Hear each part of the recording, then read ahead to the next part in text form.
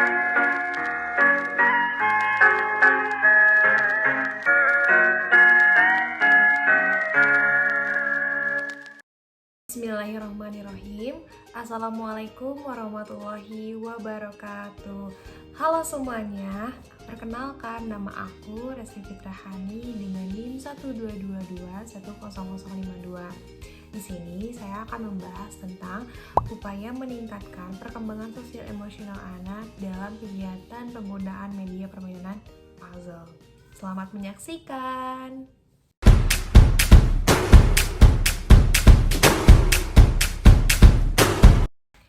Nah, di sini ada beberapa pembahasan yang akan saya bahas.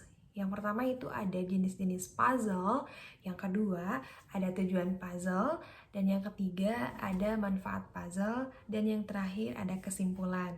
Sebelumnya, apa sih itu aspek perkembangan sosial emosional? Aspek perkembangan sosial emosional yang ada dalam diri pada anak itu merupakan kemampuan anak untuk mengekspresikan dan mengelola emosi dengan lengkap, baik positif maupun negatif. Nah, perkembangan sosial emosional itu merupakan proses pembelajaran yang dilalui anak dengan cara melakukan penyesuaian diri agar dapat mengenalkan dan paham akan lingkungannya. Lalu, aspek sosial emosional anak tersebut mampu beradaptasi dan melakukan interaksi dengan baik terhadap orang juga dan sekitar mereka, serta mampu mengendalikan dan mengungkapkan perasaan melalui proses penguatan dan juga modeling. Apa sih itu permainan puzzle? Menurut Deb Dignas tahun 2003, puzzle itu merupakan salah satu jenis media yang digunakan dalam suatu permainan. Nah, permainan ini itu berupa kegiatan bongkar dan menyusun kembali kepingan-kepingan puzzle menjadi bentuk utuh. Yang posisi awal puzzle itu dalam keadaan berantakan, bahkan keluar dari tempatnya, anak itu akan merasa tertantang untuk hal yang mendorong kelincahan koordinasi tangan dan pikiran terwujud secara nyata. Menurut Sobahman tahun 2012, permainan puzzle adalah permainan yang terdiri atas kepingan-kepingan dari satu gambar tertentu yang dapat melatih kreativitas, keteraturan, dan tingkat konsentrasi. Permainan puzzle itu dapat dilakukan juga oleh anak-anak maupun orang dewasa. Tetapi tentu saja tingkat kesulitannya juga harus disesuaikan dengan usia anak yang memainkannya. Nah, dari permainan puzzle, untuk anak itu akan mencoba memecahkan masalah, yaitu dengan menyusun gambar. Nah, jadi untuk meningkatkan perkembangan sosial emosional anak dengan menggunakan media puzzle itu sejalan dengan media belajar mengajar yang akan menghasilkan hasil belajar anak dalam jangka panjang. Kegiatan belajar anak dengan bantuan media puzzle ini akan menghasilkan proses dan hasil belajar yang lebih baik dibandingkan tanpa bantuan media. Menggunakan media puzzle itu tidak mengharuskan anak untuk menulis di buku sesuai arahan dari guru dan melihat kata-kata atau keterangan gambar. Ada strategi yang dapat digunakan untuk mengembangkan kemampuan anak. Cara lain yaitu menyediakan hal-hal yang sesuai dengan minat anak, lalu melibatkan anak dan situasi yang berbeda secara individu. Dalam kelompok kecil atau dalam kelompok besar, anak-anak dapat mengikuti berbagai kegiatan belajar dengan cara-cara baru yang belum pernah digunakan oleh anak-anak, sehingga dapat menghilangkan kejenuhan anak dengan kegiatan belajar dengan cara yang sama. Selanjutnya ada jenis-jenis puzzle. Nah, di sini itu jenis-jenis puzzle itu ada 5 puzzle. Yang pertama itu ada logic puzzle, yang kedua combination puzzle, yang ketiga ada mechanical puzzle, yang keempat ada construction puzzle, yang kelima ada jigsaw puzzle. Nah, yang pertama itu ada logic puzzle. Nah, logic puzzle ini merupakan permainan puzzle yang membutuhkan penalaran.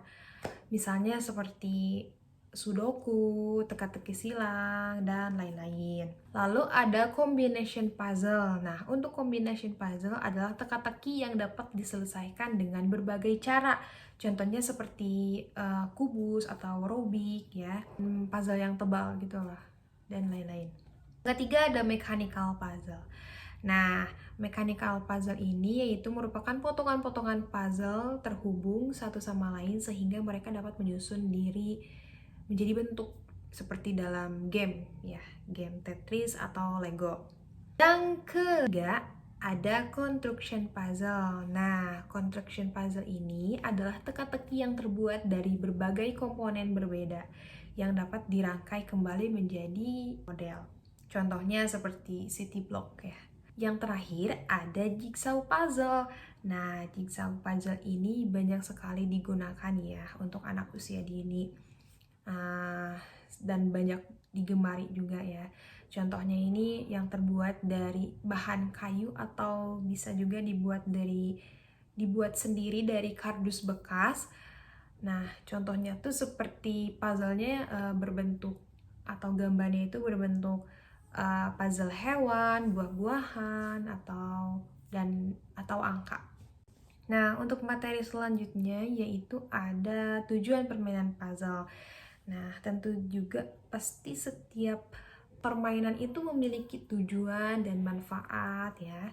Nah, di sini saya akan menyebutkan tujuan permainan puzzle itu apa aja. Yang pertama itu membentuk jiwa bekerja sama pada anak.